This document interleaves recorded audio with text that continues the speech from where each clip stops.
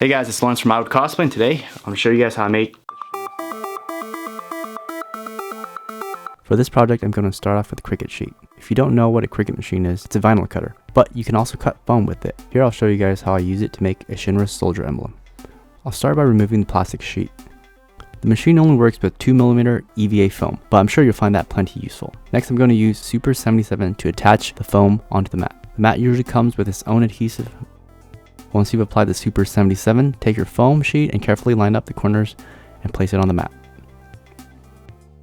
Here I'm using a rubber roller to evenly spread the foam. Now you don't need this, but I find it very useful. And if you want to pick one up for yourself, there's a link in the description. Once you're done with that, we're ready to move on to the computer stuff.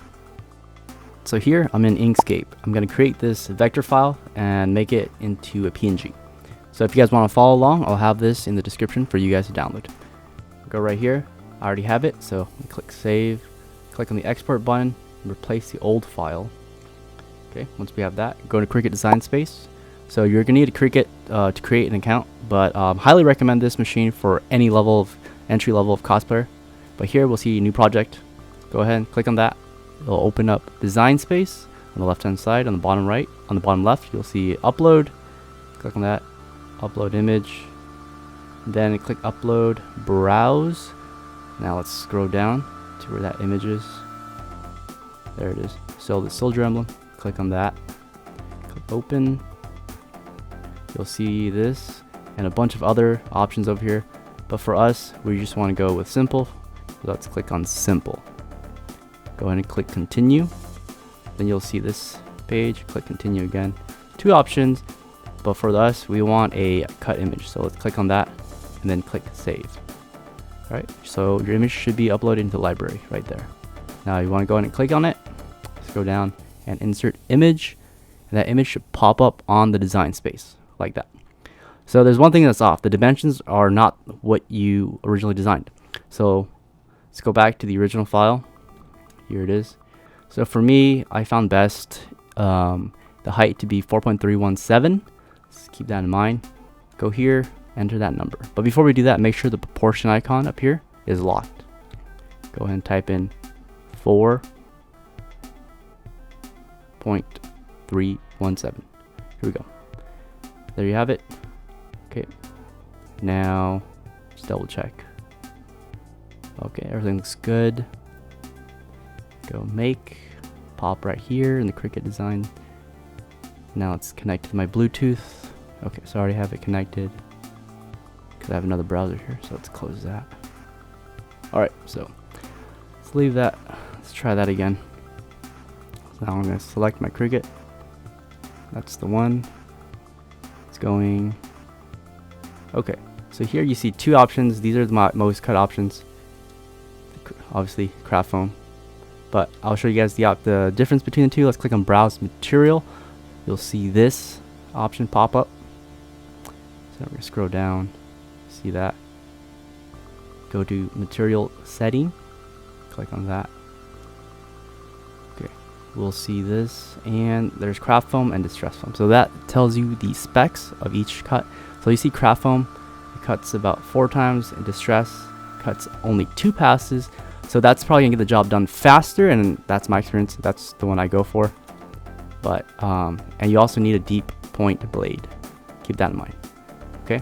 So let's go distress, craft foam, click that option, and it's gonna ask you to load. So here's where you swap the blades. The black one is a deep cut blade, which is the one you will need when working with foam. It doesn't come with the machine, so you'll have to buy that separately. The one that comes with the machine is this normal blade, but that won't cut through foam.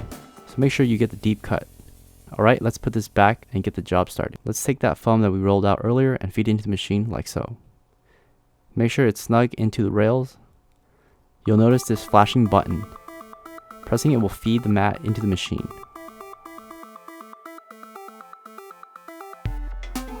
Once that's all set, you'll notice the Cricut icon flashing. Go ahead and press that and the job should start.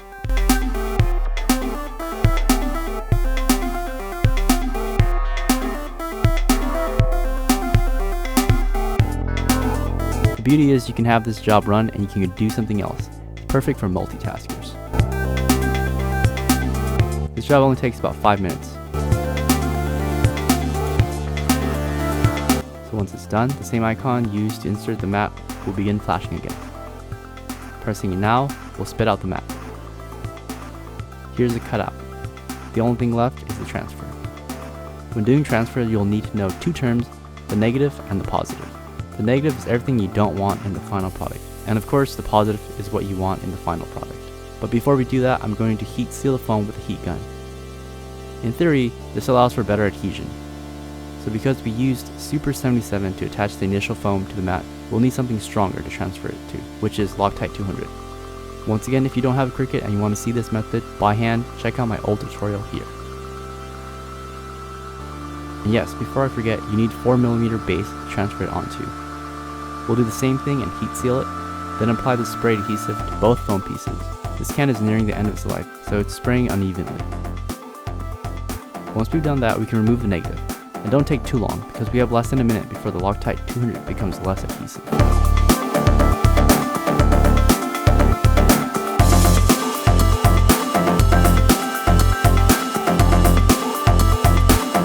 Now let's take that 4mm EVA foam with the sticky side and begin the transfer.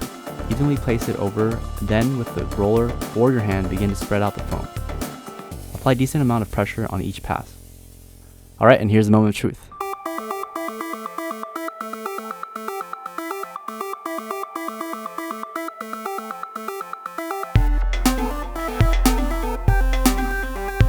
If you see any parts stick on the mat, stop pulling, relax, and apply more pressure to the area. Come back at it from a different angle.